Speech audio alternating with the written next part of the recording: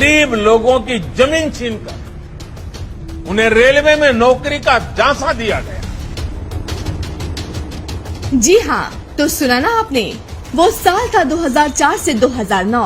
Lalu Yadav ji rail मंत्री हुआ करते थे और आरोप है किसी समय शुरू हुआ था जमीन दो रेलवे में नौकरी लो का कारोबार। आपको बता दें कि सीबीआई का आरोप है कि लालू जी के रेल मंत्री रहते हुए लैंड फॉर जॉब घोटाला हुआ था, जिसमें उनके परिवार के सदस्यों के नाम पर जमीन और प्रॉपर्टी ट्रांसफर किए गए थे। लालू जी के परिवार ने बिहार में 1 लाख स्क्वायर फीट से ज्यादा जमीन महज 26 लाख रुपए में हासिल कर ली, जिसकी उस समय की सर्कल रेट के अनुसार कीमत करीब 4.39 करोड़ रुपए थी।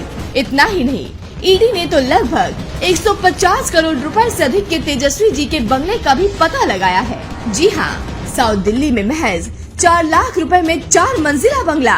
इतना ही नहीं, पटना के संजय राय ने 3,375 वर्ग फीट का प्लाट राबड़ी देवी जी को बेचा, जिसके बदले उनके परिवार के 2 सदस्यों को रेलवे में नौकरी मिली। वहीं हजारी राय ने 9,525 वर्ग फुट जमीन का एक प्राइवेट लिमिटेड कंपनी को बेची, जिसकी डायरेक्टर साल 2014 में राबड़ी देवी जी बन गई और इसके बदले हजारी के 2 भतीजों को रेलवे में नौकरी मिली। इसी तरह विष्णु देव राय, किरण देवी, ब्रिजनंदन राय जैसे तमाम लोगों ने अपनी जमीन दी और अपने परिवारों को रेलवे में नौकरी दिलाई। सीबीआई की जांच में सामने आया कि पटना में राबड़ी देवी जी और उनकी बेटी मीसा भारती जी और हेमा यादव जी के नाम पर भी कई प्लॉट हैं, जिसमें कुछ प्लॉट इन्हें बेचे गए और कुछ को गिफ्ट के तौर पर दिए गए।